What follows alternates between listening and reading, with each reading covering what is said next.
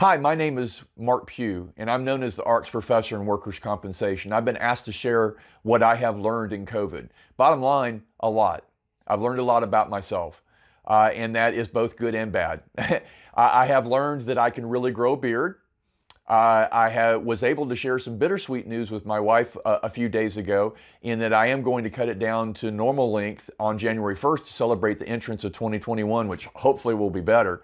The bad news is that I'm going to look like Cousin It during all of our Christmas portraits. So kind of, you got to take the good with the bad. I have learned that a lot of friends that I have made are true friends. I have been able to interact with them even though not in person, and this includes work colleagues as well as family and friends, but I've been able to figure out different ways. Zoom has now become a verb. I've been a Zoom aficionado, texting a lot, all those different things, even phone calls, that old-fashioned actually pick up the phone and talk to them. So I've learned who's my friends. I've also learned that I wasn't as resilient as I thought I was. When I thought it was when COVID was only going to happen and last for a couple of months, it's like, I can handle this. And then it was the gift that kept on giving. I am thankful that I live in Georgia because we have more freedoms than in other states. I've been able to go out to movie theaters. I've been able to eat and dine in restaurants for quite a while. Been able to visit with friends and family, physically distanced.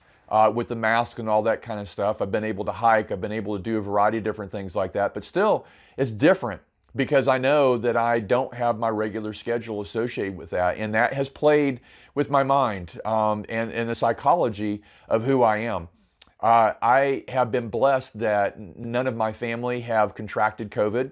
None of my family has been negatively impacted from a paycheck standpoint. So the primary focus and the primary impact to me in COVID has really been the psychological, the anxiety, the isolation associated with that. And as you can probably tell, I'm a people person and I like hanging out with people. And when you can't do that, it's a little weird.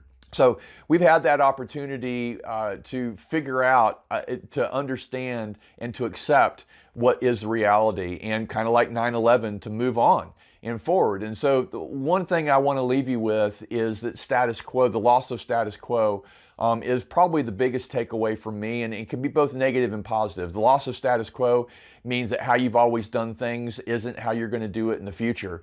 And that can raise a lot of questions about what the future holds and what you need to do to prepare for the future. It changes your perspective on what you do when you wake up in the morning, if you set an alarm clock.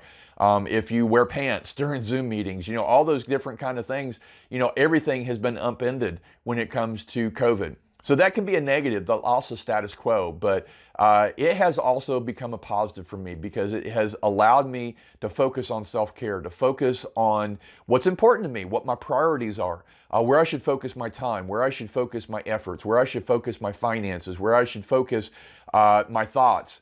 My interactions, all that kind of stuff that we kind of take for granted when the status quo, we kind of know what Monday's like. We kind of know like Tuesday's like. Now every day's the same. We're on the 432nd day of October at this point. So, it is what it is. My uncle used to say. And so I have come to the realization that the loss of status quo actually is a positive because it's allowed me to reimagine who I am, what my priorities are, what my focuses are, and allow me to kind of reinvent myself. And that's actually a good thing once I have figured out that that's what I need to do. So it took me a while to get there, and it may have taken you a while to get there. But I would challenge you as we move forward with this to look at the loss of status quo as a positive, as an opportunity to introspectively look at and inventory and itemize and prioritize what you do, how you do it, who you do it with. And to maybe reassess your priorities to the point where they are more beneficial for the long term. So COVID has been nasty. 2020, I'm not even going to ask what comes next because I don't want to tempt the fates. I don't know what plague that hasn't been visited upon us yet.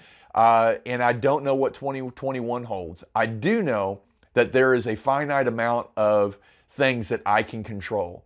And those things that I can control, I'm going to control. And I would challenge you to do so as well. Thanks for listening.